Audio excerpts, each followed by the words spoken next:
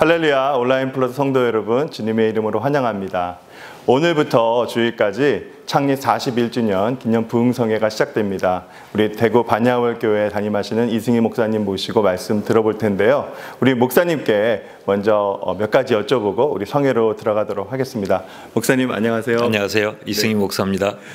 네, 목사님 너무 반갑습니다.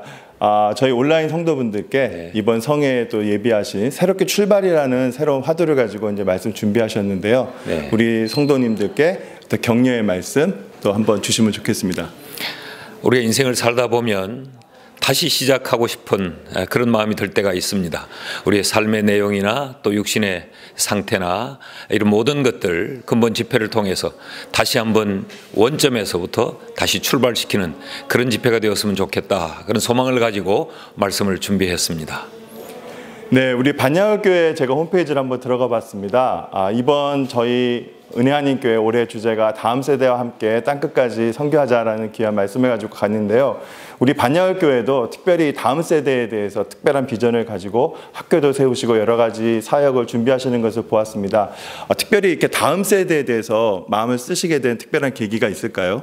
다음 세대를 잃으면 역사를 잃는 것입니다.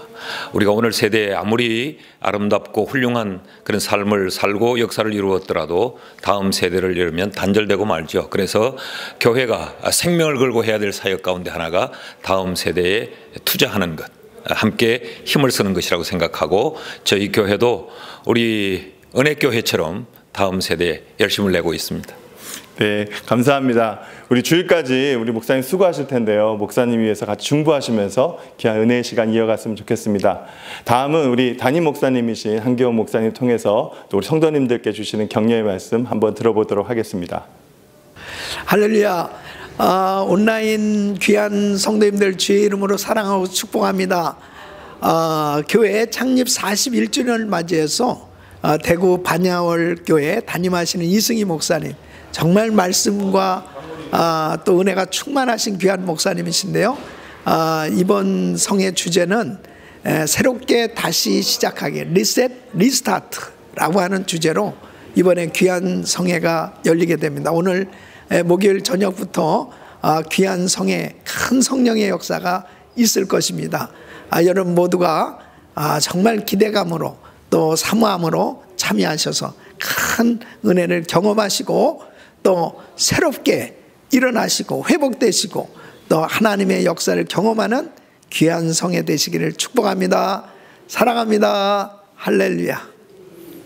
네, 성도 여러분, 우리 목사님 귀한 말씀 주셨는데요. 이제 다 같이 예배로 들어가시겠습니다. 예배를 통해서 하나님을 경험하는 귀한 시간 되시기 바랍니다. 함께 예배로 들어가시겠습니다.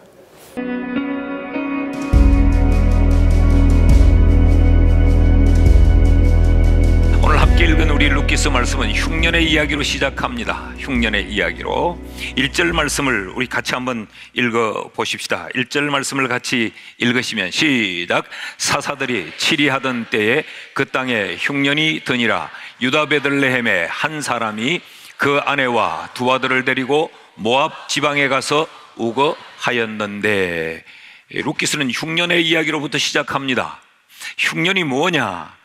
흉년은 결핍의 상태를 말하지요. 식량이 부족할 때 흉년이라고 말합니다. 그러나 이 흉년은 꼭 양식에 부족할 때만 흉년이란 말을 쓰지는 않지요. 물질이 부족할 때도 물질의 흉년이 왔다. 사랑이 부족하면 사랑의 흉년이 왔다. 건강이 부족하면 건강의 흉년이 왔다.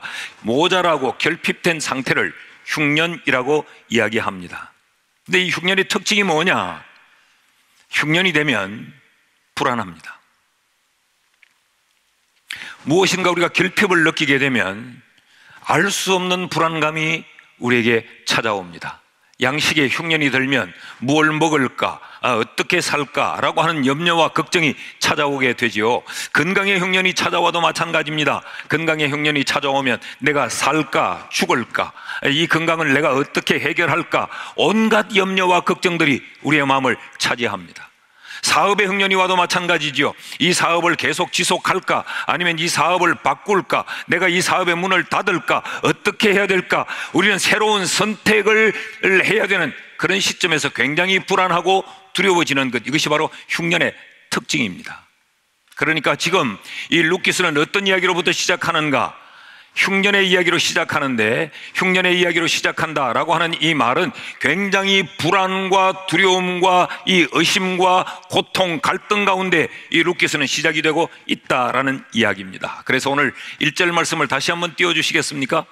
사사들이 치리하던 때에 그 땅에 흉년이 드니라. 유다 베들레헴에 한 사람이 그 아내와 두 아들을 데리고 모압 지방에 가서 우거하였는데, 이민을 갔다는 이야기지요. 여러분, 모압 지방으로 거주지를 옮길 때 굉장히 기뻐 뛰면서 거주지를 옮긴 것은 아닙니다. 오늘 여기 흉년이 들어 먹고 살 것이 없기 때문에 살아야 하겠다고 하는 마음으로 고향을 떠나 삶의 거처를 옮긴다고 하는 것, 결코 쉬운 것이 아닙니다. 이미 우리는 이런 것들을 경험해 보았습니다. 여러 가지 이유 때문에 우리가 이 땅으로 이민을 왔지만, 좋은 환경에서도 올 수 있었지만, 어려운 환경에서도 올 수 있었지만, 그러나 고향을 떠나 이민을 온다고 하는 우리의 마음속에는 두려움이 있었어요. 잘 적응을 할까? 내 꿈을 과연 이룰 수 있을까? 누가 나를 도와줄까? 어떻게 은혜는 소통하며 살까? 자식들은 정말 기대하는 만큼 미국 땅에서 잘 키워낼 수 있을까? 이런 것들 때문에 흉년은 인하여서 거처를 옮기게 되는 것은 굉장한 모험이고 두려움이고 불안입니다. 자, 흉년이 찾아왔어요. 그래서 그 흉년을 이겨내야 되겠다고 하는 이 마음 때문에 염려와 걱정이 가득 찼습니다. 여러분, 염려와 걱정뿐만 아니고 흉년은 우리를 굉장히 힘들고 고통스럽게 만들지요. 궁핍하다고 하는 것은 굉장히 우리가 고통스러운 겁니다. 그래서 삶의 거처를 옮깁니다. 이 가정이 흉년을 만나서 고향을 잃습니다. 고향을 떠나 고향을 상실한다는 것, 이거 굉장한 고통입니다. 친척들을 떠나야 됩니다. 정부쳐 살던 그런 터전을 떠날 뿐만 아니라 익숙했던 문화와 관습도 떠나야 됩니다. 고향을 상실했어요. 이 흉년이 고향을 상실했을 뿐만 아니라 이 흉년으로 말미암아 지금 어떤 일이 일어나고 있는가? 3절 말씀을 같이 한번 보실까요? 같이 읽습니다. 시작. 나오미의 남편 엘리멜렉이 죽고 나오미와 그의 두 아들이 남았으며, 이 흉년을 인하여서 모압 땅으로 이민을 와요. 그곳에 이민을 와서 그곳에서 남편이 죽고 맙니다. 자, 보십시오. 삶의 거처를 옮긴 것도 굉장한 불안이고 불편이고 두려움인데 남편이 죽습니다. 고향을 떠나와 정든 것을 다 상실해버렸는데 이곳에서 죽음이라고 하는 것을 맞아요. 생명을 잃고 맙니다. 남편이 죽어요. 여러분, 이민을 올 때 누구를 믿고 왔을까요? 너 하나님 하는 분이 없나요? 하나님을 누가 믿고 오지만 남편 하나 믿고 왔습니다. 남편이 가정의 호주요, 그 남편이 가정의 주인이요, 남편이 가정의 리더였어요. 그래서 그 남편 믿고 전혀 말이 통하지 않는 곳에, 문화가 다른 곳에, 낯선 사람들만 있는 곳에, 그곳에 삶의 거처를 옮겼는데 남편이 거기 가족들을 데려다 놓고 죽어버리고 맙니다. 하늘이 무너지는 것 같지 않겠습니까? 여러분, 이런 상황이 되면 찾아오는 친구 둘이 있습니다. 그 첫 번째 친구가 후회라는 친구가 찾아오지요. 후회. 그냥 그 고향에 있을 걸, 오지 말아야 했을 걸, 내가 왜 왔을까? 뭐 울려고 내가 왔던가? 이민의 서름이 그런 노래를 부르게 합니다. 이럴 때 후회가 찾아옵니다. 이 후회는 꼭 친구 하나를 동반해서 데리고 옵니다. 원망이라는 친구를 데리고 옵니다. 이 후회와 원망은 꼭 세트로 움직여요. 누구를 원망했을까요? 남편을 원망하죠. 더러운 놈, 이렇게 죽을 걸, 뭐하러 나보고 여기 가자고 했나?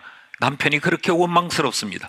이 새끼 둘만 남겨놓고 떠나버리면 이 낯선 땅에서 지척을 분간할 수가 없어요. 어디가 동인지, 어디가 선지, 어디가 플루톤인지, 어디가 에너하임인지 지척을 분간할 수가 없어요.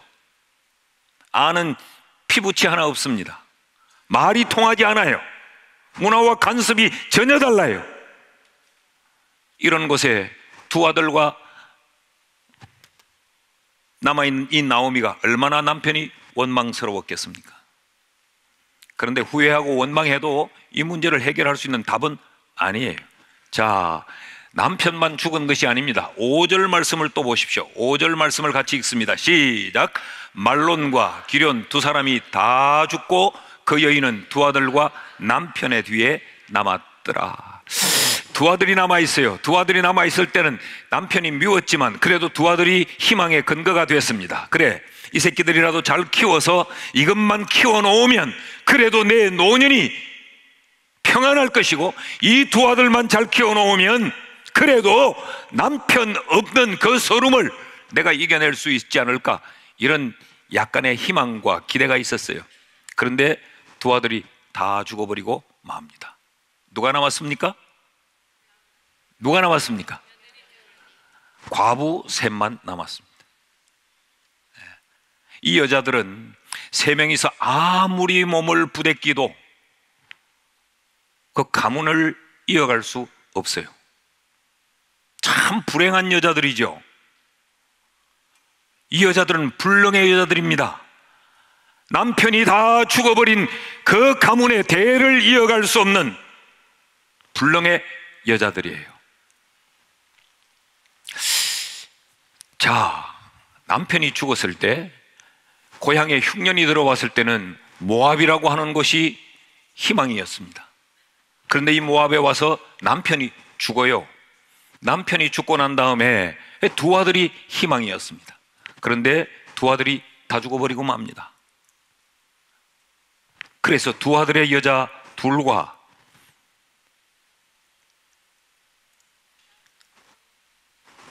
나오미 한 명과, 아직 이 시차가 적응이 잘 안 됐나 봐요. 입이 잘 안 돌아가요. 셋이 남았습니다. 계산상으로 보면, 자 보십시오. 4명이 이민을 왔다가 하나가 죽어버렸어요. 셋이 남았어요. 그런데 여기 며느리 둘을 보강했어요. 그러면 5가 됩니다. 훨씬 더 잘 살아야 하는데 이 5명이 잘 살지를 못하고 결국 둘이 또 죽어버리고 맙니다. 셋만 남았습니다. 숫자상으로 보면 4명이 왔다가 3명이면 그래도 살아갈 수 있겠지만 더 이상의 희망의 근거가 없습니다. 여러분, 이 상황을 우리가 한 단어로 표현하면 어떻게 표현할 수 있을까요? 한 단어로 이 상황을 표현한다면 뭐라고 말하면 좋겠어요? 절망. 절망이란 말은 희망이 절단났다는 이야기입니다. 모든 희망이 다 끝나버리고 말았다. 이제는 더 이상 아무것도 기대할 수가 없다. 이게 루키스의 출발입니다. 여러분, 그런데 이것이 인생이에요. 우리의 인생은 주단 깔린 길을 박수 받으면서 그렇게 힘있게 걸어가는 것이 아니고, 우리의 인생은 꼭 루키스와 꼭 같아요. 자, 왜 결혼합니까? 행복하게 잘 살려고. 우리 장로님들이 아무래도 연세가 좀 높지 않겠어요? 그렇게 결혼해보니 어떻습니까? 대답을 못하잖아.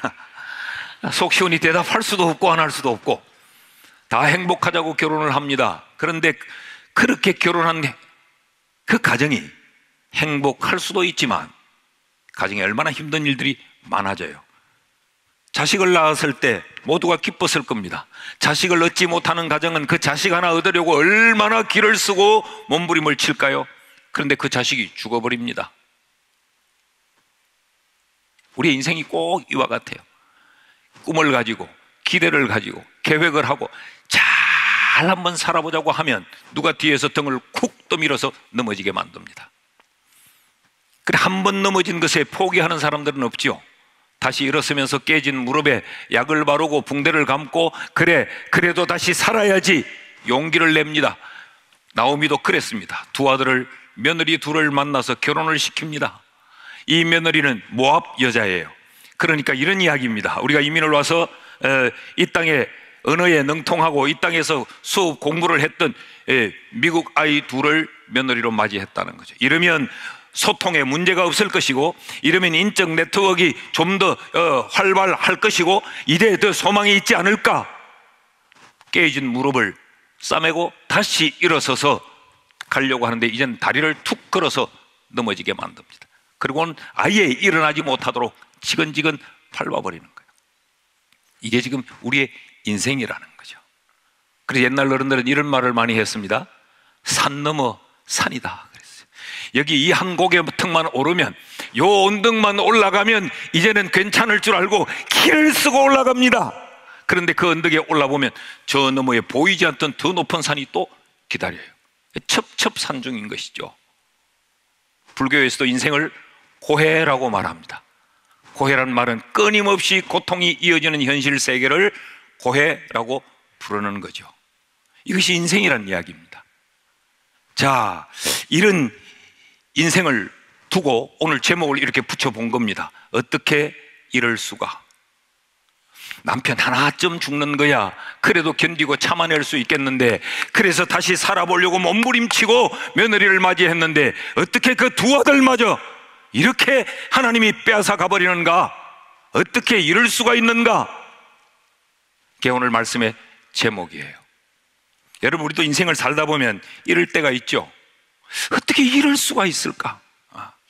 해도 너무한다 싶을 때, 여러분, 이럴 때 어떻게 해야 합니까?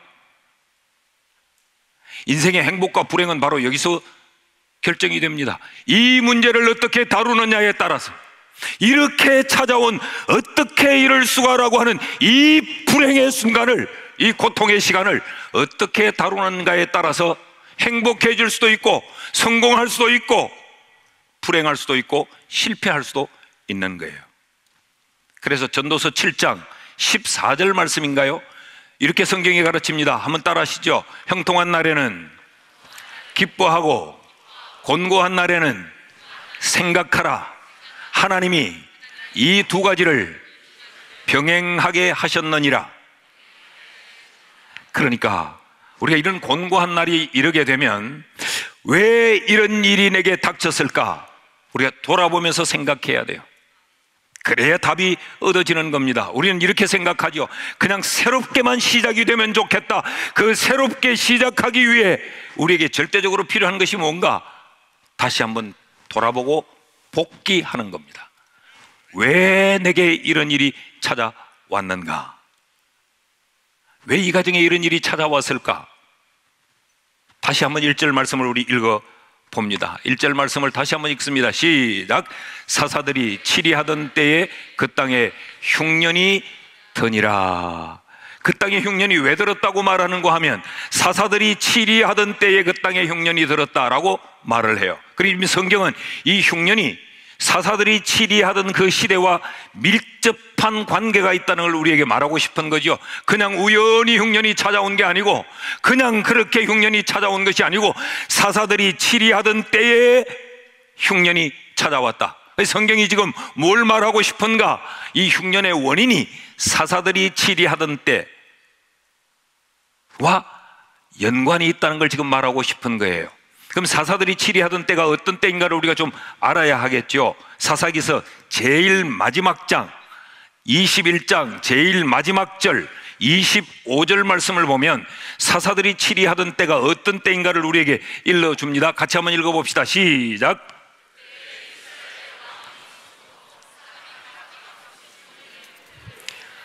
사사들이 치리하던 때는 어떤 때였는가? 그때는 이스라엘의 왕이 없던 때였다. 그러니까 이 흉년이 찾아온 그 첫 번째 원인이 뭔가? 그 첫 번째 원인은 왕의 부재예요. 왕의 부재. 왕이 없었다. 리더가 없었다는 겁니다. 삶의 기준도 없고 삶의 규범도 없고 삶의 중심이 없었다는 거죠. 그러니까 여러분, 왕이 없는 이런 시대가 어떤 시대였겠어요? 사람이 자기 소견에 옳은 대로 행하였더라. 사람이 주인인 시대입니다. 내 생각대로, 내가 원하는 대로, 내가 하고 싶은 대로, 내 멋대로 행했다는, 이것이 사사시대의 가장 중요한 삶의 실제예요. 왕이 없는 것이 바로 흉년과 연관이 있다고 하면, 이 흉년은 어떤 것일까요? 이 흉년은 하나님의 징계입니다. 여러분, 저주와 징계의 차이를 아시나요? 저주는 하나님이 완전히 버리는 겁니다. 그러나 징계는 하나님이 고쳐 쓰시기 위함이에요. 하나님은 이스라엘의 왕은 하나님인데 이들이 하나님을 왕으로 여기지 아니하고 자신이 주인이 되어서 자기 좋은 대로, 자기 하고 싶은 대로, 자기 판단대로, 자기 생각대로 사는 것을 하나님은 그냥 두실 수가 없어서 그들에게 흉년이라고 하는 것으로 하나님이 그들을 징계하시는 거예요. 자, 그렇다면 이 왕이 없어 흉년이 찾아왔다면 이들은 지금 이 흉년을 극복하기 위해서 가장 먼저 해야 될 것이 왕으로 복귀하는 것입니다. 하나님을 바라보고 하나님을 주목하고 하나님께로 집중하는 것이 이 흉년을 해결하는 것일 거예요. 그런데 이 엘리멜렉의 가정은 그러지 않았어요. 그들은 모압으로 직진하고 맙니다. 이건 역시 엘리멜렉의 자기 멋대로의 판단이고 자기 멋대로의 선택이죠. 자, 모압 땅에 가면 여기보다 더 먹고 살기 좋은 그런 양식이 풍부하고 관계시설이 잘 되어 있었기 때문에 충분히 이 흉년을 피할 수 있다. 나의 이 염려와 걱정과 두려움, 이 양식이 없음으로 내가 겪게 되는 앞으로의 심각한 고통, 얼마든지 모압으로 가면 해결될 수 있다라는 것이 엘리멜렉의 판단이었어요. 전 여러분에게 이렇게 한번 물어보고 싶습니다. 여러분 삶에 왕이 있습니까? 여러분의 인생에 주인이 있습니까? 여러분 직분이 그렇게 중요하지 않아요. 하나님이 주신 귀한 이 선물이기는 하지만 직분보다 더 중요한 것은 내 인생의 왕이 누군가라는 겁니다. 여러분 왕이 하나님이라면 하나님의 결제를 받으시는지요? 단순히 우리가 찬양할 때 왕이신 나의 하나님 내가 주를 높이고 이 찬양 말고 내 삶의 크고 작은 모든 것들을 하나님과 의논하고 하나님의 결제를 받아 내 삶을 시행하느냐, 그렇지 않고 내 생각과 내 판단과 내 계산으로 내 삶을 살아가는가. 지금 루키스의 첫 번째 원인은 왕이 없다라는 거예요. 그러니까 자기 멋대로 자기의 속에는 옳은 대로 행했다. 이것이 이 흉년의 원인이다라는 겁니다. 그렇다면 우리의 인생도 마찬가지입니다. 고통이 찾아올 때 우리가 가장 심각하게 생각해야 될 것이 뭔가? 내가 지금 누구와 의논하고 있지? 내가 지금 누구에게 이 결제를 받고 있지? 내가 주인인가 하나님이 주인인가? 이 사실을 심각하게 판단하셔야 우리의 흉년의 문제를 해결할 수 있습니다. 자, 이 모압을 선택한 이 엘리멜렉이라는 사람, 엘리멜렉의 이름이 뭐냐? 엘리멜렉의 성경에서 엘이 들어가면 무조건 하나님이에요. 하나님. 엘리멜렉, 이 말은 하나님이 나의 왕이다라는 이름을 가지고 있어요. 그런 걸 보면 이 엘리멜렉은 모태교인이 틀림이 없어요. 이름은 내가 짓는 것이 아니고 부모가 지어주니까. 그러니까 엘리멜렉이란 이 남자아이를 낳고 그 부모는 너는 일생 동안 하나님을 왕으로 섬기며 살아라, 이런 부모의 기대가 있지 않았겠어요? 그런데 이 엘리멜렉의 삶은 이름과는 전혀 맞지 않은 삶을 살았어요. 이 사람은 하나님을 엘리멜렉이 나의 왕으로 섬긴 것이 아니고 이 사사시대의 사람으로 살았습니다. 사사시대의 사람으로. 자기 멋대로 흉년이구나, 모압으로 가자. 거기는 여기보다 풍족한 곳이고 여유 있는 곳이니까 거기서 가면 내가 이 문제를 해결할 수 있겠구나. 이것이 엘리멜렉이었어요. 여러분, 성경은 시편에 이렇게 가르칩니다. 환난 날에 나를 찾으라, 그럼 내가 네게 응답하겠다라고 말해. 환난의 때는 하나님을 주목하고 하나님을 부르라고 성경은 가르치고 있는데, 이 하나님이 나의 왕이라고 한 이 엘리멜렉은 하나님을 찾지 않고 자기가 판단하고 결정하고 만 것이죠. 이 엘리멜렉은 오늘 시대 우리들의 모습입니다. 여러분, 우리의 이름이 성도입니다. 우리가 누구냐? 여러 가지 말로 우리가 바꿀 수 있겠지만 우리는 하나님을 왕으로 섬기며 사는 자들입니다. 그런데 우리의 신분은 그런데 우리의 실제는 사사시대의 사람들처럼 우리가 주인이 돼서 우리가 판단하고 우리가 결정하고 우리가 모든 것을 선택하는 이 삶을 산다는 것이죠. 이것이 오늘 우리 삶에 흉년이 찾아오는 중요한 원인입니다. 신앙생활은 뭐냐? 신앙생활은 얼마나 기도를 뜨겁게 하느냐? 신앙생활은 얼마나 교회에 열심히 하느냐? 이것으로도 충분히 표현될 수 있지만 신앙생활은 뭐냐? 하나님을 왕으로 섬기며 사는 삶이 신앙생활이에요.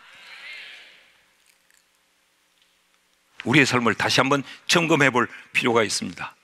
이 실리콘밸리에서 이 목회하고 있는 존 오트버그라는 목사는 내 속에 참된 그리스도인이라면 그 삶 중심에 하나님이 계셔야 한다. 그런데 내 삶에 하나님이 없다. 내 사무실에 하나님이 없다. 내가 살고 있는 동리에 하나님이 없다. 이것이 나의 슬픔이요 비극이다 라고 말했어요. 여러분, 우리에게 이런 슬픔이 혹 있지 않습니까?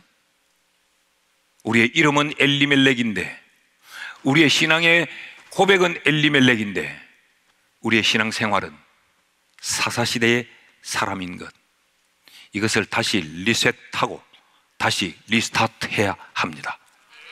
이 삶에 그대로 붙들려 있고 이 삶에 그대로 묶여 있으면 우리는 흉년을 예약한 사람이요, 내일의 흉년을 우리는 오늘 지금 예약하고 사는 굉장히 어리석고 불쌍한 삶이 되는 것입니다. 다시 한번 점검해 보시죠. 하나님이 내 삶의 왕이신가? 하나님이 내 삶의 왕인가? 내가 내 삶의 왕인가? 제가 저희 교회에 부임을 해서 지금 29년째 목회를 하고 있습니다. 29년째 교회를 섬기고 있는데, 저희 교회에 처음 부임했을 때 작년 출석 교인이 516명이었어요. 516명. 제가 36살에 부임을 했습니다. 그리고 우리 친구들 중에는 그래도 아주 일찍 담임 목회를 시작한 편이에요. 얼마나 흥분했겠습니까? 제가 뉴욕에서 한 5년 동안 공부를 한다고 살았어요. 그리고 공부를 하고 학위를 받고 이제 한국으로 귀국을 하면서 지금 교회에 부임을 한 겁니다. 얼마나 꿈이 많았겠어요. 가슴에 얼마나 뜨거움이 있었겠습니까? 누구보다도 목회를 잘하고 싶었습니다. 근데 교회 부임을 해서 보니까 한 516명 정도 되는데 어떻게 그렇게 가난한 사람들만 모아놨는지요. 미안합니다. 의사도 하나 없고, 무슨 기업하는 사람도 하나 없고, 교장도 한 명 없고, 야, 그렇게 500명 출석교인을 모으기도 쉽지 않을 거예요. 그 당시에 우리 교회에 최고의, 이게 뭐 공직은 아닌 것 같은데, 최고의 공직자, 최고의 권력을 가진 사람은 통장님 한 분 계셨어요. 통장님. 우리 장로님이었어요. 세상에. 그러니까 지금부터 지금 30년 전에 이야기를 하는 겁니다. 제가 가서 여러분, 우리가 비전을 가져야 됩니다. 비전 센터잖아. 우리에게 비전이 필요합니다. 막 비전이라는 이야기를 굉장히 많이 했어요. 그러니까 초등학교 선생님 하는 집사님 한 분 계셨는데 저를 찾아와서 이렇게 말합니다. 목사님 설교 중에 비전이라는 말씀을 많이 하시는데 이러면 우리 교인 90%가 못 알아듣습니다. 여러분, 30년 전에 이야기를 하면 여러분도 별반 다르지는 않을 거예요. 30년 전에 굉장히 충격이었어요. 그래서 설교를 하면서 여러분, 우리에게 비전이 필요합니다. 우리에게 꿈이 필요합니다. 우리가 어떤 지향하는 삶의 목표가 필요합니다. 그러니까 설교를 2배, 3배로 길게 해야 되는 거죠. 번역을 해가면 한국말을 번역해서 설교를 해야 되니까. 그럴 때 제 마음속에, 야, 내가 여기서 목회를 할 수 있을까? 여러분 용서하고 들으십시오. 나는 그래도 박사 학위를 가지고 있는 사람인데 이런 교인들하고 내가 목회를 할 수 있을까? 이런 교만한 마음이 있었어요. 목사가 하나님 믿고 목회하지만 그래도 목사가 뭘 쿵 하면 받쳐줄, 쫙 하고 받쳐줄 그런 일꾼들이 있어야 되는, 동력자들이 있어야 되는데, 야, 내가 여기서 목회의 꿈을 펼칠 수 있을까? 부임한 지 2달 만에 제 마음에 결심을 하기 시작합니다. 야, 이거 내가 교회를 옮겨야 되겠다. 그래서 새벽마다 가서 기도하는데, 제가 그때 제 짐이 뉴욕에서 한국으로 오고 있는 겁니다. 그때는 배로 옮기면 약 한 2달 가까이 걸렸어요. 그러니까 그 짐이 도착하기 전에 내가 빨리 임지를 옮기면, 그 짐을 아예 옮긴 곳으로 짐을 옮기면 쉽잖아요. 여기 다 풀어서 세팅을 했다가 또 사서 또 옮기는 것보다. 새벽마다 기도하기 시작합니다. 하나님, 내가 이 교회에 있어야 됩니까? 옮겨야 됩니까? 그런데 이걸 똑똑한 소리로 못하죠. 옆에 교인들이 듣죠. 그래서 새벽마다 나가서 기도하는데, 그때부터 제가 이상한 기도 버릇이 생겼어요. 가야 됩니까? 있어야 됩니까? 가야 됩니까? 있어야 됩니까? 이걸 이제 저 혼자만 하는 거죠. 가야 됩니까? 있어야 됩니까? 아버지, 가야 됩니까? 있어야 됩니까? 우리 둘째 딸, 지금 나이가 30, 몇이야 여보 둘째가? 33된 우리 딸아이가 그때 어릴 때요, 이렇게 아빠는 왜 기도할 때 예 그렇게 해? 아빠 바보야? 그래요. 그래서 내가 언급결에 나오는 말이, 인연아 너는 모른다 이 애비의 마음을. 아빠는 왜 기도할 때 해? 교인들이 들으니까. 새벽마다 나가서 하나님 가야 됩니까? 있어야 됩니까? 가야 돼야 있어야 됩니까? 하나님 빨리 가게 되면 빨리 다른 교회를 소개해 주세요. 이게 이제 부임한 지 2달밖에 안 되는 목사의 기도입니다. 근데 어느 날 하나님이 제게 이렇게 말씀하는 거예요. 나 믿고 있어봐. 나 믿고 있어봐. 교회의 주인은 나야. 이 말을 오늘 설교로 바꾸면, 내가 왕이다. 내가 하면 된다는 거죠. 저는 기도 때 이게 기도였어요. 하나님이 이렇게 가난한 사람들 데리고 내가 어떻게 크게 선교도 하고 목회를 어떻게 하겠습니까? 하나님이 이렇게 무식한 사람들 뿐인데, 하나님 내가 이들하고 어떻게 내 목회의 꿈을 펼칠 겁니까? 이런 이제 이 교만한 마음이었죠. 내가 목회를 한다고 생각했던 거죠. 근데 하나님이 내가 왕이다. 내가 왕이다. 내가 하면 된다. 지금은 이 교회가 이렇게 보잘것없어 보이지만 내가 교회의 주인이니까 내가 이 교회를 크게 키우면 클 수 있다. 네가 의지할 사람이 없다고 할지라도 내가 왕인데 내가 너를 붙들어주면 너 목회 마음껏 할 수 있다. 이게 하나님이 제가 저희 교회에 부임하고 첫 번째 주신 하나님의 메시지였어요. 그때부터 이제 제가 그 기도를 중단합니다. 하나님이 왕이시니까 이제는 사람을 향하던 시선을 하나님께로 옮겨놓는 거죠. 하나님 왕이시죠. 하나님 주실 거죠. 하나님 나를 쓰실 거죠. 기도가 바뀌어요. 여러분, 우리가 왕이 하나님이면 사람을 주목하는 것이 아니라 우리가 하나님을 주목하게 됩니다. 사람을 보고 절망하는 것이 아니라 하나님을 보고 희망을 가지게 됩니다. 이게 왕이 부재한 것이 이들의 이 흉년의 첫 번째 이유였어요. 그러니까 우리 자녀들에게 우리가 뭘 가르쳐야 되느냐? 열심히 공부해라, 돈 많이 벌어라, 높은 지위에 올라라. 이것보다 우리 자녀들에게 하나님은 왕이야, 하나님이 인생의 왕이야, 이 사실을 가르쳐야 돼요. 여러분 아이들에게 이렇게 한번 물어보십시오. 너 열심히 공부 잘하고 있니? 이것보다 하나님이 네게 왕이 맞니? 물어봐야 돼요. 우리 자녀들에게 이걸 확인해 봐야 돼요. 하나님이 왕이 맞니? 아들아, 하나님이 왕 맞아? 넌 누구와 의논하니? 하나님과 의논하는 게 맞니? 우리 자녀들에게 끊임없이 하나님이 왕이라는 인식을 심어주고 끊임없이 이 사실을 우리가 확인하고 점검해야 됩니다. 이 세상 말로 바꾸면 아예 하나님이 왕이라고 하는 것을 우리 아이들에게 그냥 깊이 브레인워시 세뇌를 시켜야 돼요. 그래서 자다가도 하나님이 나의 왕이야, 하나님이 나의 왕이야, 이걸 훈련시켜야 돼요. 저희 집안은 제가 3대째 지금 예수를 믿고 있습니다. 그러니까 제 아들이 믿고 제 딸이 믿고 또 우리 손자가 믿으니까 지금 5대째 예수를 믿고 있는 거죠. 제가 어릴 때 우리 할머니 집에 놀러 가거나 할머니가 저희 집에 오거나 그럼 보면 저희 할머니가 굉장히 열정적으로 예수를 믿는 분이에요. 그러니까 입에 주여를 달고 살아요. 주무시다가도 이렇게 주무시다가도 이 팔이 저리면 돌아놓으면서 아버지 하는. 예. 그럴 때 난 그게 너무너무 무섭더라고. 야, 하나님 얼마나 기분 나쁠까 지금. 영혼 없이 부르는 저 TV를 보시다가도 아이고 주여. 뭐 저희들이 이제 조카들 이 손주들이 막 모여서 싸우면 그래요.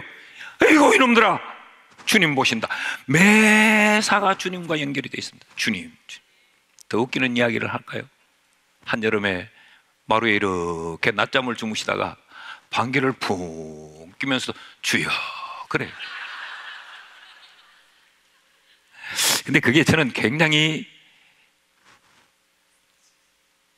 비웃었어요. 그런 할머니를 조롱했어요. 신앙과는 전혀 상관이 없다. 저건 믿음과는 아무런 관계가 없다. 어릴 적에도 그런 생각을 했어요. 그런데 목사가 되어서 목회를 하면서 가만히 보면 이런 성도가 그리워요. 자나 깨나 주를 생각하는 이런 성도가 귀해요. 여러분의 삶의 매 순간마다 하나님이 왕이 되시기를 주의 이름으로 축복합니다. 두 번째, 이 흉년이 왜 찾아왔느냐? 흉년이 왜 찾아왔느냐?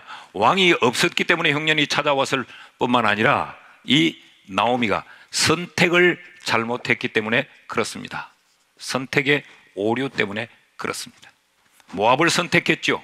흉년이 찾아오자 모압을 선택했습니다. 근데 모압은 절대로 가지 말아야 할 곳이 모압입니다.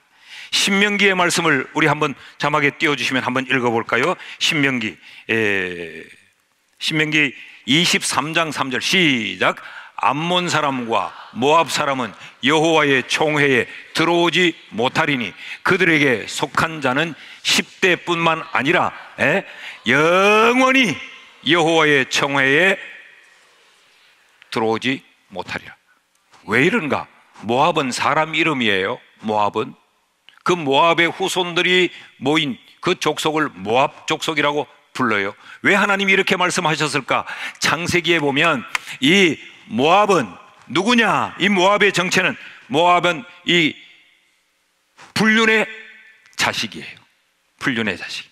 애비와 딸 사이에서 태어난 아들이 모압이에요. 창세기 말씀을 한번 봅시다. 창세기 19장 37절 시작.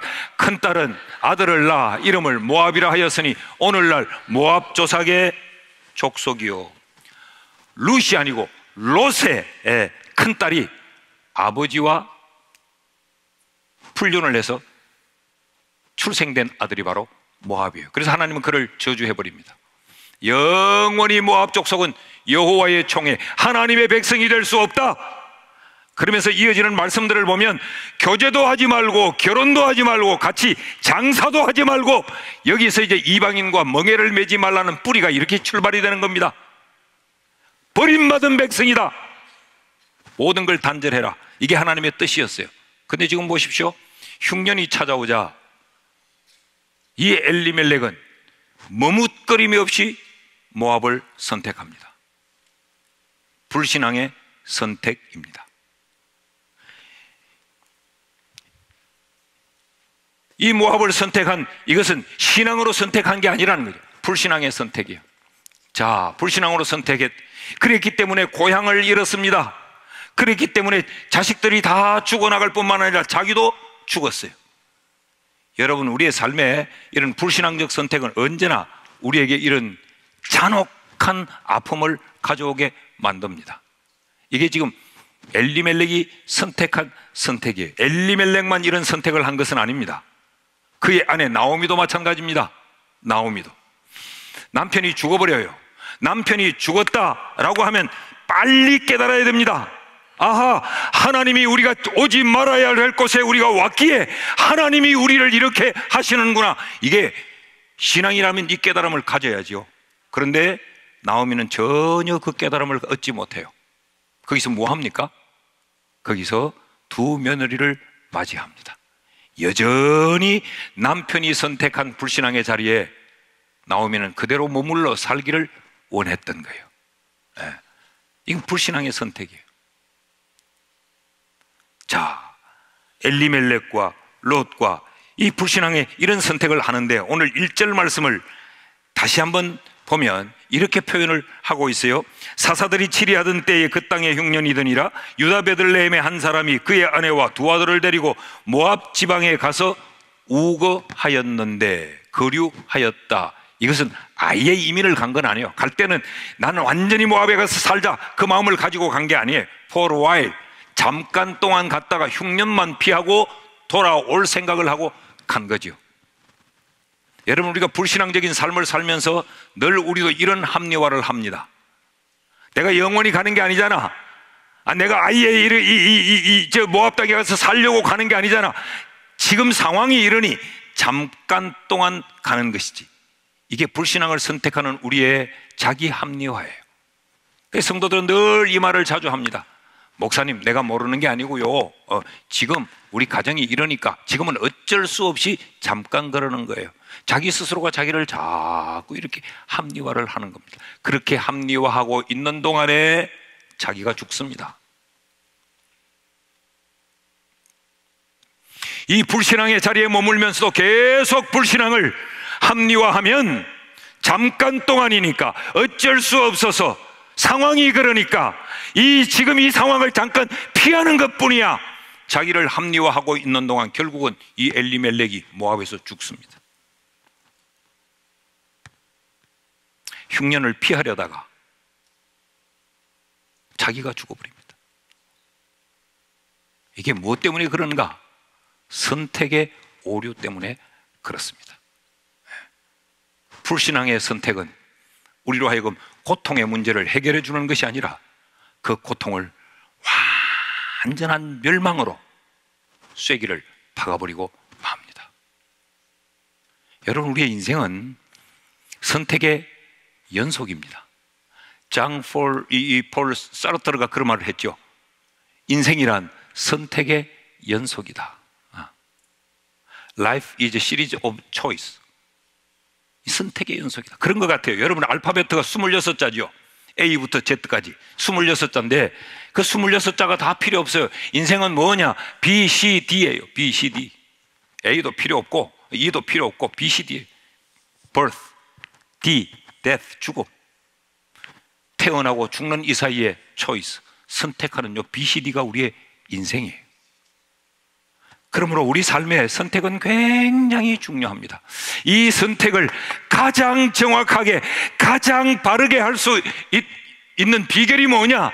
하나님을 왕으로 섬기는 거예요. 내 멋대로 하는 선택은 오류를 일으킬 수밖에 없어요. 불신앙적인 선택을 할 수밖에 없어요. 하나님의 생각은 옳지만 내 생각은 틀릴 수 있기 때문에 그래요. 하나님의 생각은 하늘의 뜻이지만 내 생각은 땅의 뜻이기 때문에 그래요.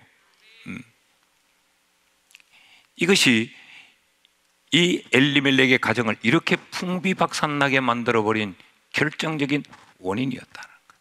결정적인 원인이다. 여기 보십시오. 4절 말씀을 한번 읽어볼까요? 4절 말씀 다 같이 시작.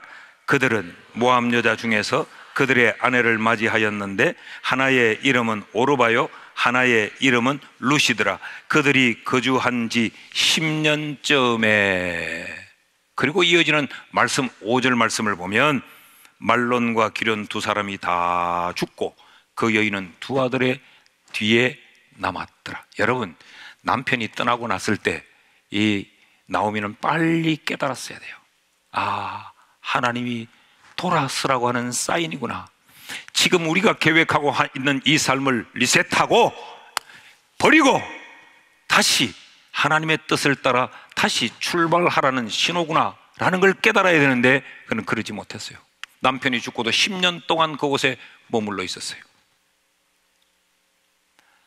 룻기서를 읽으면 이런 아쉬움이 남습니다.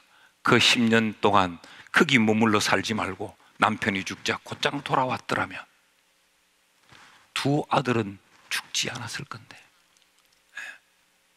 하나님이 10년이라는 시간을 주고 기다렸고 있었는데 이 나오미는 깨닫지 못하고 10년 동안 뭐 했습니까? 거기서 며느리 둘을 봤습니다. 그러니까 여전히 그 자리에서 잘 살아보자는 거였어요.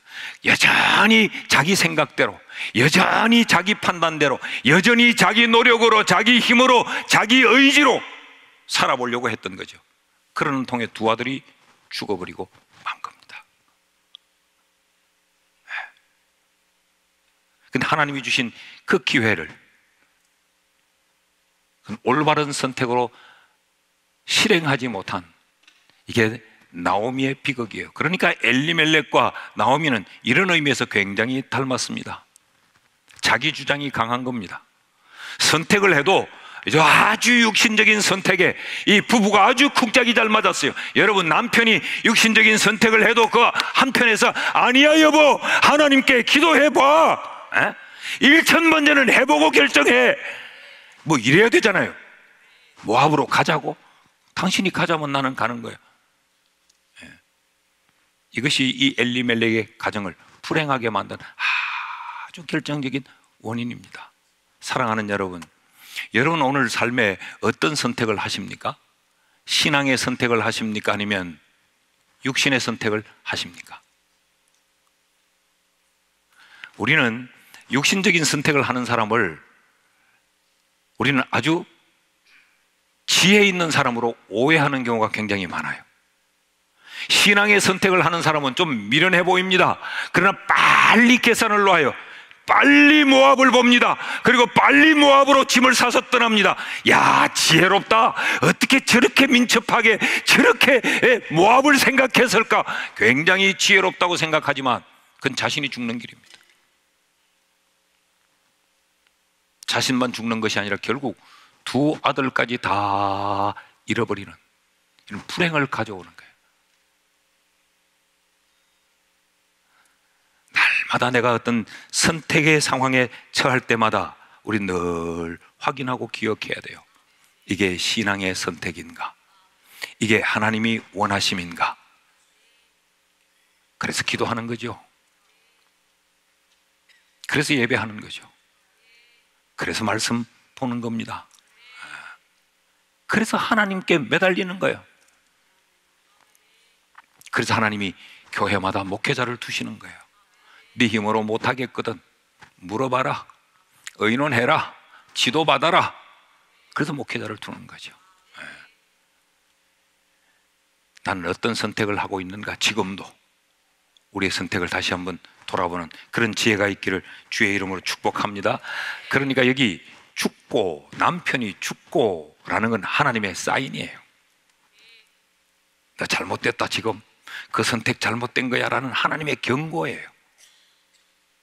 흉년은 하나님의 경고입니다. 흉년이 찾아올 때, 걱정거리가 찾아올 때, 두려움이 찾아올 때, 고통이 찾아올 때, 그때는 아, 이게 하나님의 경고구나, 빨리 깨달았어요. 사실은 이 흉년이 딱 찾아왔을 때에 이게 하나님의 징계라고 하는 사실만 알았더라면 이런 선택을 하지 않았겠죠. 모압을 선택하지 않았겠죠. 회개를 선택했겠죠. 하나님이 지금 회개하라고 하는구나, 회개를 선택했겠죠. 처음부터 이 가정은 하나님이 왕되지 않으니까 계속해서 선택의 오류가 이어지고 있는 거죠. 신앙생활을 굉장히 복잡하게 생각하고 굉장히 고상하고 굉장히 어렵게 생각하는 분들이 많아요. 신앙생활은 굉장히 간단합니다. 하나님이 왕이냐 아니냐입니다. 내가 하나님을 왕으로 섬기고 살면 그 신앙생활을 하는 거예요. 자, 이 엘리멜렉의 가정에 찾아온 이 비극은 왕이 없었기 때문이기도 하지만 선택을 잘못함으로 일어난 결과이다. 또 하나 더 우리가 살펴볼 수 있습니다. 그 셋째로 이런 생각을 여기서 한번 이렇게 해보시죠. 야, 흉년이 찾아왔을 때 이제 이 결과를 우리가 아니까 모압으로 가지 않았더라면 어땠을까? 모압으로 가지 않았더라면 이런 일들이 아무 일들도 일어나지 않았을 텐데. 여러분, 여기 5절 말씀을 다시 한번 읽어봅시다. 5절 말씀을 다시 한번요. 시작. 말론과 기론 두 사람이 다 죽고 그 여인은 두 아들과 남편의 뒤에 남았더라. 자, 다 죽고, 여기가 절망이에요. 그런데 6절을 한번 읽어봅시다. 6절 말씀 다 같이 시작.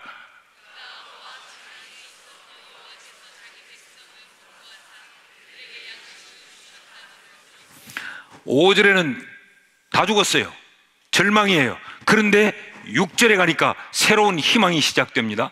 여러분, 이 5절의 이 모든 절망이 흉년으로부터 시작했죠. 흉년이 찾아왔기 때문에 일어난 일이죠. 그런데 6절에 가니까 이 문제가 해결이 되어집니다. 하나님이 양식 주셨다 하더라. 여기 5절과 6절은 한 절 차이예요. 한 절 차이. 요거 기다렸으면 어땠을까? 상황이 이렇게 뒤집어지는데 왜 이런 어려움이 왔는가? 그 세 번째는 기다림의 포기 때문에 그렇습니다. 기다림의 포기 때문에. 엘리멜렉의 가정은 기다릴 줄 몰랐어요. 하나님의 때를 기다리지 못한 거죠. 그래서 섣부르게 모압을 선택해버려서 이런 비극이 그들의 가정에 찾아오게 된 겁니다. 자, 그러면 안 떠나고 기다렸으면 어떻게 됐을까? 여기 오늘 성경을 좀 우리가 찾아볼 텐데 22절 말씀을 보시면요, 22절 같이 한번 읽어볼까요? 시작. 나오미가 모압 지방에서 그 자부 모압 여인 룻과 함께 돌아왔는데 그들이 보리 추수 시작할 때에 베들레헴에 이르렀더라. 그러니까 지금 떠나지 않고 베들레헴에 남아있는 그 사람들은 추수 때를 만나고 있어요. 이 베들레헴을 떠나 모압으로 간 이 나오미의 가정만 이렇게 불행해진 거예요. 또 보십시오. 여기 21절 말씀을 보시죠. 시작. 내가 풍족하게 나갔더니 여호와께서 나로 비어 돌아오게 하셨느니라. 여호와께서 나를 징벌하셨고 전능자가 나를 괴롭게 하셨거늘. 그러니까 처음 출발할 때는 그래도 여유가 있었어요. 가진 것이 있었어요. 짐을 꾸릴 게 있었어요. 그런데 지금 나오미가 다시 돌아올 때는 빈손이었어요. 나오미는 빈손이요, 그 베들레헴을 떠나지 않고 남아있던 그들은 지금 풍년을 맞이하고 있습니다. 기다렸으면 어땠을까? 떠나지 않는 그 사람들은 흉년 때문에 다 죽었는가? 그렇지 않아요. 다 죽지 않았어요. 여기 그 다음 절을 한번 보면요, 22절 말씀을 한번 보면 나오미가 모압 지방에서 그의 며느리 모압 여인 룻과 함께 돌아왔는데 그들은 보리 추수 시작할 때에 이르렀더라. 이 앞부분에 보면 이 동리의 추수를 맞이한 사람들은 나오미가 돌아올 때 그를 영접하고 환호하면서 소리치며 그를 영접하며 받아들였어요. 떠난 나오미만 쫄딱 망했습니다. 이걸 다시 한번 거꾸로 복기를 해보면 기다림을 포기했기 때문에 그런 거죠. 신앙은 뭐냐? 신앙은 기다리는 것입니다. 하나님을 기다리는 겁니다. 하나님의 시간을 기다리는 겁니다. 하나님이 주실 것을 기다리는 겁니다. 기도가 뭐냐? 기도는 하나님을 기다린다고 하는 우리의 신앙의 표현이에요. 아니, 세상에 지금 흉년이 찾아오고 지금 흉년이 오고 있는데 땅이 쩍쩍 갈라지고 있는데도 기도한다라고 하는 말은 나는 하나님을 기다린다. 난 하나님을 주실 것을 기다린다는 거예요. 믿음은 뭐냐? 하나님의 때를 기다리는 것이 바로 믿음입니다. 그런데 우리가 이런 흉년을 맞이하면 이 기다림을 너무 쉽게 포기해버려요. 너무 쉽게 포기해요. 제가 성격이 굉장히 급하거든요. 그래서 저희 집에서 제 별명이 1분만, 제 아내는 1분만, 우리 애들은 30초만. 내가 저것 좀 해야지 하고 있잖아요, 아빠. 제가 그걸 30초를 못 참아요. 기다릴 줄 몰라서 제가 민망할 때가 굉장히, 여보 그거 한번 갖고 옆에 서 있어요. 기다릴 줄 몰라. 우리가 세상을 살면서 이런 소소한 것은 기다리지 않아도 괜찮을 수가 있어요. 그러나 우리의 삶에서 중요한 결정을 내릴 때마다, 흉년 앞에 설 때마다 우리는 조용한 시간으로 하나님을 기다리는 지혜가 우리에게 필요합니다. 네. 저희 가정 이야기를 좀 해보면, 저희 아버님이 유아세례 교인이고 저희 어머니가 유아세례 교인이에요. 그러니까 믿음의 가정에서 양가 아들과 딸이 만나서 결혼을 한 거죠. 그때 우리 어머니가 어떤 기대를 했을까요? 네, 유아세례 교인이니까 얼마나 신앙이 좋을까, 이런 기대를 했겠죠. 저희 아버지도 그런 기대를 하지 않았겠어요? 믿는 가정의 처녀니까 얼마나 믿음이 좋겠나, 그렇게 결혼을 했겠죠. 이게 오래가지 않습니다.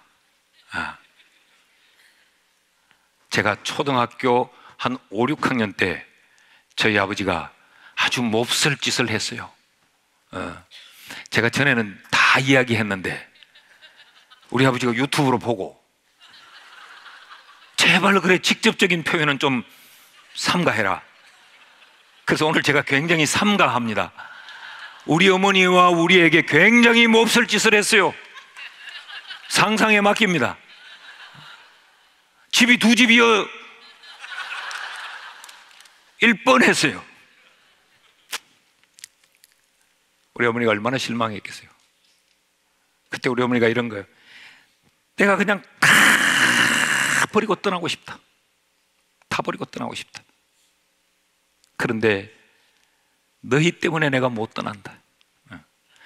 그때 우리 어머니가 한 말이 있어요. 너희들 중고등학교만 다니면, 우리가 3남매였거든요. 중고등학교만 다니면 난 그때 미련 없이 떠난다. 아유, 더러운 영감. 더럽다는 거죠. 우리 어머니가 포기는 안 했던 거예요. 그때마다 우리 가정 예배를 드릴 때 주제 찬송이 뭐냐? 돌아와 돌아와 집을 나간 자여. 그러면 우리 아버지가 어떤지 알겠죠? 집을 나갔어요. 이게 세상에 어린 아이들이, 제가 초등학교 5, 6학년 때면 제 동생들은 초등학교 아주 저학년입니다. 1, 2학년입니다. 그 아이들을 데리고 우리 어머니가 매일같이 눈물로 부르는 찬송이 이 찬송. 돌아와 돌아와 집을 나간 자여. 어서와 돌아와 어서와 주께 오라. 이게 우리는 이게 무슨 깊은 뜻도 모르고 그냥 생각해봐요. 주일학교 학생이 앉아가지고 돌아와 돌아와 이걸 부르고 앉았어요. 우리 아버지가 돌아왔을까요? 안 돌아왔을까요? 예. 기다리니까 돌아오더라고요. 우리 어머니가 절대로 안 산다고 했는데 살더라고.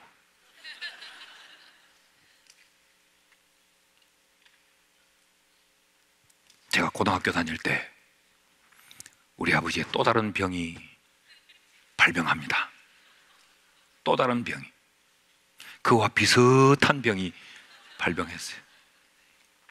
그때 우리 어머니가 또 이러는 거예요.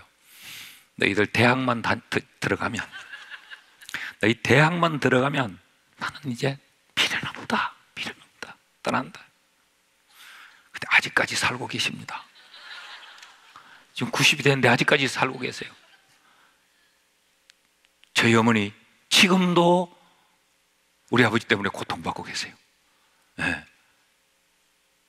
경상도 남자 그 특유의 자상함이 없고 툭툭 하고 툭툭 내뱉고. 네. 우리 아버지가 예수를 안 믿느냐? 장로님이요.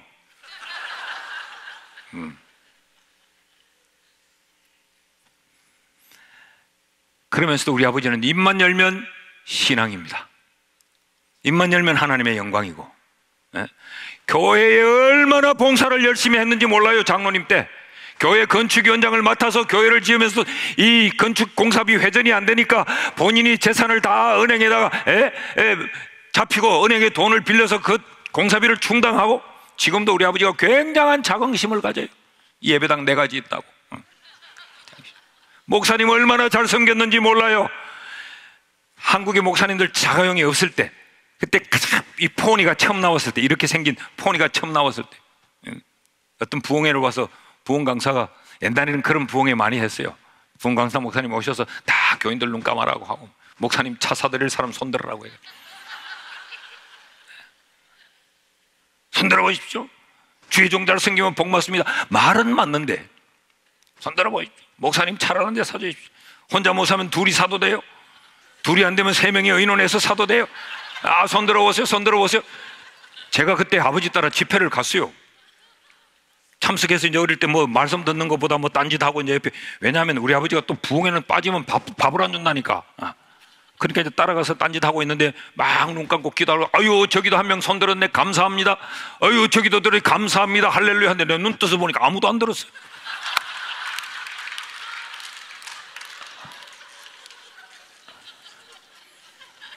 그러니까 우리 아버지가 가만히 있으니까 저기도 들었다 저기도 들었다. 집사 때인데, 이야 사는 건 좀 괜찮게 사는데 이러다가 이 목사님 눈에 찍히겠다. 그래가지고 우리 아버지가 푹 알고 보니 우리 아버지 혼자 들은 거야. 어쨌든 그래서 목사님 이제 차도 사드리고 굉장히 교회 일을 열심히 했습니다. 굉장히 교회 일을 열심히 했어요. 그런데도 우리 아버지의 마음 중심에 하나님은 왕이 아니었던 것 같아요. 제가 신학교를 제가 서원해서 신학교를 간 게 아니고 우리 아버지의 서원으로 말미암아 어쩔 수 없이 신학교를 갔습니다. 저는 우리 아버지가 자기는 개떡같이 믿으면서 뭐 그 말만 하면 하나님의 영광, 교회의 유익, 뭐 주의 종 잘 섬겨야 된다, 늘 그랬어요. 제가 결핵이, 요즘 같으면 이 결핵이 아무것도 아니지만 이 지금부터 여러분 한 40년 전, 50년 전으로 생각해 보십시오. 그때는 이 결핵하면 곧 죽음이었죠. 그리고 이게 또 전염이 된다고 얼마나 이게 아주 더러운 병처럼 그렇게 취급을 하고 숟가락 젓가락 따로 먹고 물에 이 냄비에 삶아서 쓰고 이랬단 말이죠. 그러니까 제가 장남인데 이러다가 마지를 잃겠거든. 하나님 앞에 서원했어요. 하나님 고쳐서 쓰십시오. 주의 종으로 드린다고. 제가 철이 들어서 신학교 와서 성경을 보니까 우리 아버지가 성경적 서원은 한 게 아닌 것 같아요. 성경에 보면 하나님 앞에 바치는 건 흠없고 점없고 온전한 걸 바쳐야 되는데 이 병들고 다 죽어가는 걸 하나님 고쳐서 쓰라고 하나님께 드리면 성경적으로 하신 건 아닌 것 같아. 그래도 하나님이 쓰시는 것 보면 하나님은 병든 것도 좋아하시나 봐요. 자, 그렇게 서원을 하고 나니까 이제 제가 허락을 안 하는 거죠. 나는 죽어도 목사는 못하겠다고 생각했어요. 그 왜 그러냐? 여러분 옛날 목사님들은 참 가난했습니다. 굉장히 가난했어요. 목사님 가난했다는데 또 아멘 하셔. 굉장히 가난하셨어요. 그리고 목사님들이 요즘처럼 이렇게 우리 한 목사님처럼 이렇게 멋있게 옷도 입지 않았어요. 바지는 달랑하게 입고 윗도리는 이만큼 길게 입고. 그리고 옛날 목사님들은 참 이런 채권 장사 가방 같은 거, 성경 찬송 들어가는 이런 가방 같은 거 떡 옆구리에 끼고 이렇게 걸으셨어요. 이렇게 걸으셨어요. 이제 이게 거룩하다, 신령하다 그렇게 생각하셨던 것 같아요. 이렇게 걸으시다가 주여, 이런 면에 비추어 보면 우리 한 목사님은 거룩하지 않는 것 같아요. 우리 한 목사님은 아주 신나게 걸으시다.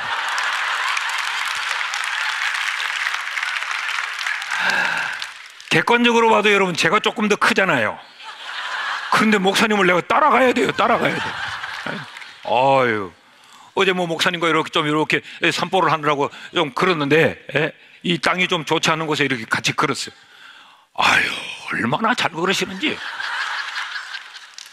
그 옛날 목사님들이 그렇게 걸었어요.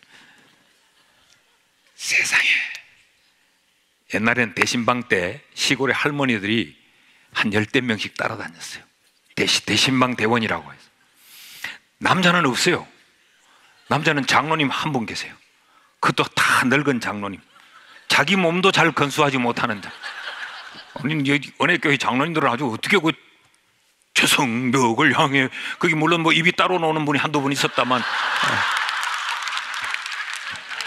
그러긴 해도 얼마나 그 힘있게 찬양 전진하라 하는데 가슴이 뜨거웠어요. 그 장로님 두 분만 이게 따로 이렇게 해서 조금. 근데 장로님이 이런 가방에 성경 찬송을 넣어서 이래 앉고 자기 몸도 잘 건수를 못해 벌벌 떨면서 목사님 뒤에 따라다녀요. 그리고 대부분 다 여자들이요. 참 이상해요. 보면요, 서양의 할머니들은 늙으면 이런 뭐 스틱을 짚고 요렇게 걷는데, 우리 한국 할머니들은 늙으면 일단 무릎이 밖으로 벌어져요. 여기 할머니들 이렇게 세워보면 그래요. 그리고 교회 다니면 다 가방은 하나씩 들고 다니지. 그거 한번 줘봐요. 뭐 이 가방은 세련된 가방이요. 근데 이거보다 더 큰 이만한 가방에 성경 찬송을 넣어갖고 이렇게 들고 다니죠. 무릎만 벌어지는 게 아니더라고. 한국 할머니들 무릎도 벌어지고 가슴이 이렇게 나와요. 그 이런 가방을 다 하나씩 들고 목사님 뒤에 이러고 따라다녀요. 이러고.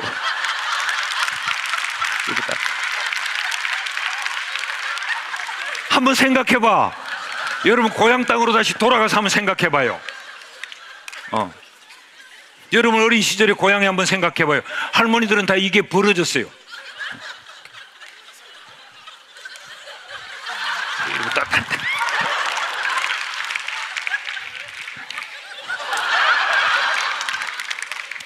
머릿속에 그림을 한번 그려보세요.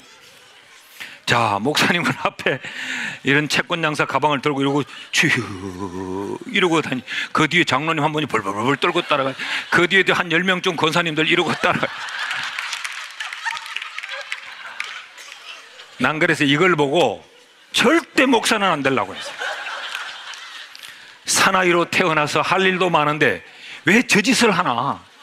그리고 교회의 대부분의 교회의 공통점이 보면, 이민교회는 조금 다를 수 있지만 교회 대부분이 여자들이요. 젊은 년들은 없어요. 대부분 노인들이 많아요. 뭐 노인들이 내가 싫다는 건 아니에요. 노인들 시험 들지 말고, 그렇다는 이야기예요. 뭐 그렇지만 젊은 게 좋기는 좋은데 그렇다는 이야기죠. 그래서 난 절대 목사가 안 되려고 했어요. 근데 우리 아버지가 이제 내가 목사가 안 되려고 하니까 본인은 서원은 했고, 그냥 매일 아침 식탁에서 공갈과 협박이 시작됩니다. 여보, 내 친구 그 한기홍이라고 있는데 당신 잘 모를 거야. 전부 꾸며낸 가상의 인물들이요. 자기 아버지가 목사라고 서원했는데 목사 안 하고 사업한다고 뛰어다니다가 죽어버렸다. 그 다음날은 또 다른 인물이 하나 등장을 해요. 여보, 내 친구 아무개 있는데 당신 모를 거야. 우리 아버지가 미리 전제를 해요. 그냥 당신 모를 거야. 그럼 우리 어머니가 모르겠는데요. 자기 아버지가 목사라고 서원을 했거든. 근데 목사 안 하고 막 돌아다니다가 물에 빠져 죽었대. 물에 빠져 죽고 기차에 치여 죽고 약 먹고 죽고 사업 망해서 교도소 가고. 우리 아버지 친구는 죽은 사람이 어떻게 그렇게 많은지 모르겠어요. 제가 알죠, 아버지가 거짓말 한다는 거.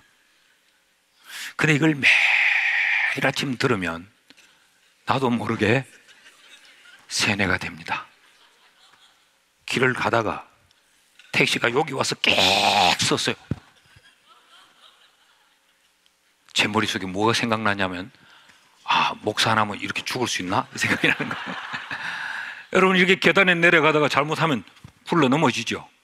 우리 어머니가 봐라, 하나님의 사인이다.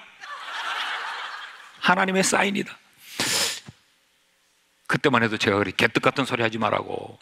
그리고 내 방에 와서 가만히 생각하면, 야 진짜 그 계단에 거기서 굴러 떨어져서 야 이렇게 팔을 다친다. 내가 이 신학교를 안 가서 이런가. 난 그래서 신학교 갔습니다. 신학교 갔습니다. 그 신학교 가니까 특히 그렇게 가난한 사람들이 많은죠. 저희들이 신학교 갈 때 자매들도 있었어요. 근데 대부분 그때 신학교 온 자매들은 혼기를 놓친 자매들이 많이 왔어요. 그래서 막 기도는 많이 해가지고 전부 목소리는 막 허스케져가지고, 그리고 남자들은 전부 집에서 예수 믿는다고 쫓겨난 것들, 등록금 못 내가지고 막 매일 시달리고 고통받는 것들. 그러니까 여자나 남자나 어디 소망 둘 데가 없어요. 신학교는 매일 예배를 드립니다. 수업을 한두 시간 하고 중간에 예배를 또 드리고 이제 수업을 또 계속해요. 경건회라고 부르는데, 그때 목사님들이 설교를 한 15분쯤 하고 기도를 한 10분 시키면 완전히 불도가니다, 불도가니. 예? 그러니까 여기도 보니까 불 받고 왔다 그래요. 여기는 보니까 음성 듣고 왔대요. 여기는 보니까 하나님의 손길에 이끌려 왔대. 나는 아무도 이끌어주는 사람도 없고, 나는 불도 받은 적도 없고, 음성을 든 적도 없고, 나는 우리 아버지한테 공갈에 의해서 왔는데, 통성으로 기도하면요, 여러분 팍 부러지죠. 기도하면요, 내가 방향 감각이 없어져요.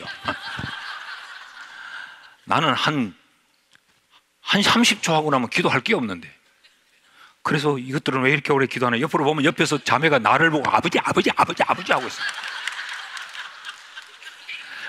여러분, 이게 우리는 익숙한데 믿음이 없는 제게는 얼마나 거기 혐오스러운 줄. 그래 이쪽으로 고개를 딱 들이면 불러. 이건 또 뭔가, 이거는 이쪽으로 봐도 이거.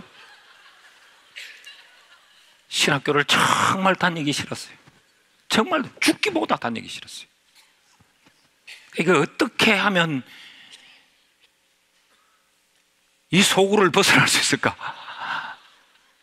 그런데 하나님이 벗어나게 하시더라고. 또 패를 가지고 치시는 거예요. 예. 자, 이렇게 해서 나는 패를 가지고 할 수 있는 병은 다 해봤습니다. 여기도 의사 선생님들 계시겠죠. 폐결핵으로부터 시작해서 늑막염을 통과하여, 폐에 소위 말해서 바람이 빠진다고 말해요. 기흉에다가 혈흉에다가 폐를 가지고 할 수 있는 병은 다 해봤어요. 그런데 이게 또 빨리 안 나서 양쪽에 또 기구를 꽂고 거기다 호흡을 의존해서 하고, 그래서 신학교를 중단했어요. 두 가지 감정이 제게 교차적으로 들어오는 거 있죠. 이제는 안 가도 된다, 신학교 안 가도 된다고 하는 굉장한 해방감과 동시에 이걸 인해서 또 내가 죽을 수 있겠다는 불안감이 또 찾아오는 거죠. 이 이야기 다 할 수는 없고, 나는 신학교에 가서 하나님 앞에 꺾어졌습니다. 신학교에 가서. 그런데 신학교에 다니면서 집에 와서 동생하고 싸우기도 하고, 부모님에게 거친 소리도 하고, 그럴 때마다 우리 아버지가 저를 보고 그랬어요. 이제 새벽마다 제일 문제는 집에 오면 새벽 기도를 꼭 가야 되는 거예요. 우리 아버지가 이제 새벽에 기상나팔을 봅니다.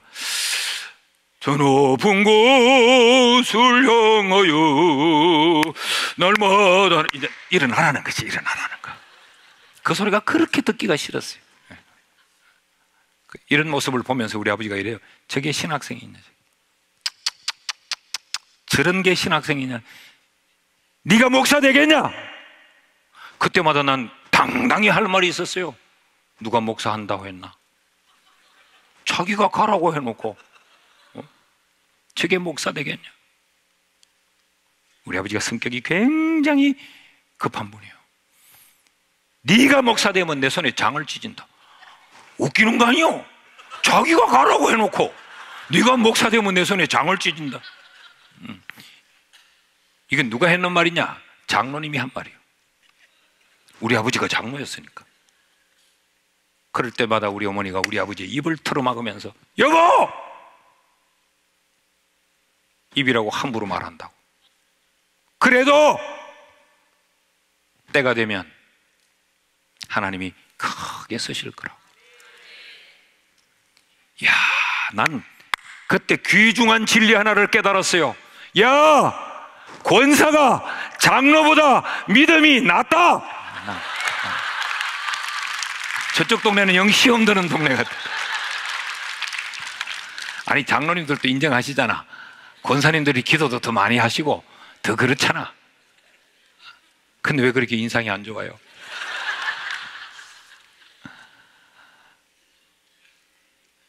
결과적으로 보면 우리 어머니가 맞았어요. 목사가 됐어요. 예. 이게 얼마나 제가 한이 맺혀서 제가 저희 교회에 있는 이 대구에 집회를 할 때마다 이 이야기를 해요. 그러니까 우리 아버지가 요즘은 못 다니시지만 연세가 많아서 그때는 제가 집회하면 꼭 뒤에 우리 어머니하고 오셔서 이렇게 뒤에 앉아서 이제 말씀은 내가 기도로 도와야지. 그리고 오시지만 은근히 보시고 이제 흐뭇해 하시는 거죠. 설교를 듣고 아멘, 아멘, 내 아들 잘한다, 잘한다 하고 있다가 이 이야기가 나오면 심각해지는. 그러니까 우리 아버지가 무슨 말 하는지 모르고 듣고 있다가 그렇게 말했던 그 장로 회개해라! 그러니까 우리 아버지가 어느 날 나보고 그래요. 이 목사, 나 이제 회개했다. 제발 어디 가서 그 말 좀 하지 마라. 이 얼마나 상처가 됐으면 내가 미국까지 와서 이야기를 하겠어요. 무슨 이야기를 제가 하고 있습니까? 우리 아버지는 기다리려고 하지 않았어요. 하나님의 때를. 예. 하나님의 때를 기다리지 않으려고 했어요. 그러니까 함부로 말했던 거예요. 그러니까 감정대로 쏟아놓았던 거죠. 하나님이 왕이 아니었어요. 자기가 왕이었어요. 그러니까 자기 기분대로, 자기 판단대로, 자기 생각대로, 자기 감정대로 네가 목사 되겠냐?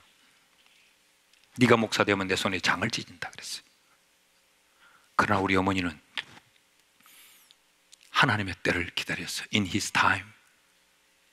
주님의 시간을 기다렸어요. 예. 그래서 결국은 하나님이 계획한 대로 목사를 만드시더라고요. 예.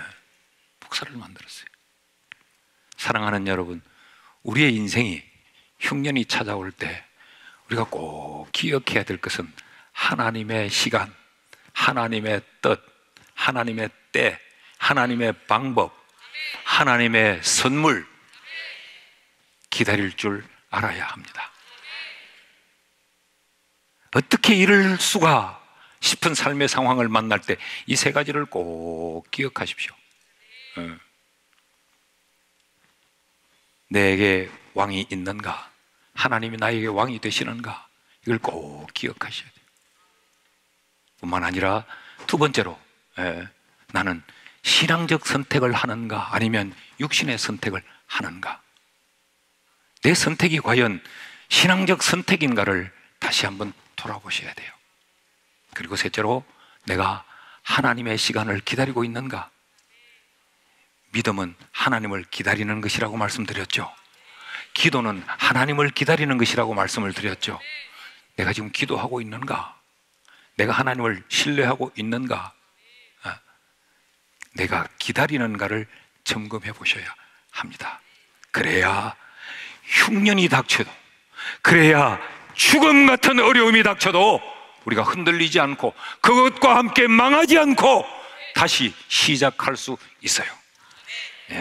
이 세 가지를 점검하는 데서 우리는 다시 새로운 출발이 시작될 수 있습니다. 그냥 막 앞으로 나아가려고만 몸부림을 막 치면 누가 그럽디다 어떤 유명한 분이 말을 했대요. 새는 날기 시작하면 뒤를 돌아보지 않는다. 돌아보셔야 돼요. 흉년을 만나면 돌아보셔야 돼요. 오늘 이 세 가지의 말씀이 여러분 마음속에 꼭 남아있는 말씀이 될 수 있기를 축복합니다. 이제 오늘 첫날이라 이 앞으로의 말씀에 이제 기초를 이렇게 하나 툭 던져 놓는 겁니다. 아, 이래서 흉년이 왔구나. 아, 이것이 흉년의 원인이구나 라는 것을 먼저 우리가 생각하고 여기 위에 이제 말씀의 칩을 계속 지어 갈 것입니다. 여러분, 그러니까 지금 흉년이라고 끝은 아니에요. 5절 말씀 다 죽고 이제는 완전히 끝이다 그랬는데 끝이 아니에요. 6절에 흉년이, 이 풍년이 다시 와요. 이것 좀 더 보고 지나갈까요? 이 풍년만 온 게 아니에요. 이 풍년만 온 게 아니고 4장 13절 말씀, 15절 말씀을 한번 봅시다. 4장 13절에서 15절 말씀을 한번 자막을 좀 띄워주시면, 자, 잘 보십시오. 이에 보아스가 룻을 취하여 아내를 삼고, 이제 이 말씀 앞으로 살필 텐데, 이 철저하게 남편 다 잃어버린 이 여자들이 새로운 가정을 꾸미게 되어 그와 동침하였더니 여호와께서 그로 잉태하게 하심으로 그가 아들을 낳은지라. 도무지 자식을 생산할 수 없는 가정에 하나님이 자녀를 선물로 주세요. 이 선물이 주어집니다. 14절 말씀, 여인들이 나오미에게 이르되 찬송할지로다. 나오미는 찬송할 형편이 아니에요. 그런데 찬송할 형편이 주어집니다. 여호와께서 오늘날 네게 기업 물을 자가 없게 아니하셨도다. 그리고 가문의 대가 끊어지지 않도록 하나님이 자식을 허락해 주셨단 말이죠. 이 아이의 이름이 이스라엘 중에 유명하게 되기를 원하노라. 15절 말씀 보십시오. 이는 네 생명의 회복자며 네 노년의 복량자라. 곧 너를 사랑하며 7 아들보다 귀한 자부가 낳은 자로다. 자식이 다 죽어버리고 철저하게 절박의 자리에 떨어졌는데 이런 희망이 주어져요. 가문의 대가 이어져요. 자, 이렇게 태어난 이 자식이 누구냐? 4장 17절 말씀을 봅니다. 시작. 그 이웃 여인들이 그에게 이름을 주되 나오미가 아들을 낳았다 하여 그 이름을 오벳이라 하였는데 그는 다윗의 아비인 이새의 아버지였더라. 5절 말씀에서 보니까 다 죽고 완전히 끝나는 줄 알았어요. 그런데 그 다음 절 6절에 오니까 새로운 환경이 열립니다. 풍년이 시작되고, 그러더니 이것이 룻기스는 반전의 드라마예요. 흉년의 이야기가 풍년의 이야기로 바뀌었죠. 고향을 떠난 이야기가 다시 이제 고향으로 돌아오는 이야기로 바뀝니다. 여기서 두 아들이 다 죽고 남편 다 죽었죠. 그런데 생명이 탄생하는 이야기로 바뀌어집니다. 룻기는 반전의 이야기예요. 아무것도 할 수 없는 이 절망의 여인들, 이 여자들을 통해서 누가 태어났다고요? 오벳이 태어납니다. 오벳이 누굽니까? 다윗의 아비 이새의 아비였더라. 그럼 다윗의 누구요? 할아버지요. 이 오벳을 통하여 다윗의 가문이 만들어지고, 이 다윗의 가문을 통하여 누가 태어나느냐? 예수 그리스도가 탄생합니다. 여기서는 꿈도 못 꾼 거죠. 5절에서는 상상도 할 수 없었던 거예요. 그래서 여기 모두가 여기서 절망해버립니다. 기다리면 하나님이 이런 위대한 역사를 만들어 주는 거죠. 한번 따라 하십시다. 나의 마침표는 하나님의 마침표는 아니다. 여러분, 하나님이 내 인생의 마침표를 찍기 전까지 절대로 우리가 마침표를 찍어서는 안 되는 거예요. 믿습니까? 우리는 끝까지 하나님의 때, 하나님이 주실 것을 기다릴 줄 아는 자가 되기를 축복합니다. 여기서 두 아들 다 죽었다고 소망 없다, 우리도 그냥 죽자, 여기서 끝나버리고 룻기스를 여기서 마침표를 찍어버렸다면 6절에 하나님이 풍년 주시는 축복은 맛보지 못했을 거예요. 자, 이런 이야기를 우리가 계속 이어갈 텐데, 세상에 자기 가문도 이어가지 못했던 이 불행의 여자, 불능의 여자들을 통해서 온 인류를 구원할 예수 그리스도의 탄생을 불러온 겁니다. 그러므로 여러분, 오늘의 흉년으로 인하여서 낙심할 이유가 없는 겁니다. 하나님을 여전히 우리의 왕으로 섬깁시다. 그리고 우리는 언제나 하나님의 때를 기다립시다. 왜 내게 이런 고통이 찾아왔느냐고, 왜 이런 상황이 내게 찾아왔느냐고 원망하고 불평하는 것들을 오늘로 버립시다. 우리의 고난 그 뒤편에는, 다 죽어버린 절망 뒤편에는 하나님의 새로운 계획이 숨겨져 있어요. 거기 하나님의 선물이 숨겨져 있어요. 거기 하나님의 놀라운 축복이 담겨져 있습니다. 이걸 기다리는 게 신앙입니다. 이번 집회 때에 우리가 이것으로 인하여 흉년이 왔구나를 점검하고, 그럼 우리가 어떻게 해야 할 것인가를 계속 배움으로 우리의 삶이 다시 새롭게 시작되는 이런 은혜가 있기를 주의 이름으로 축원합니다. 축원합니다. 그 나라와 의를 구하라. 그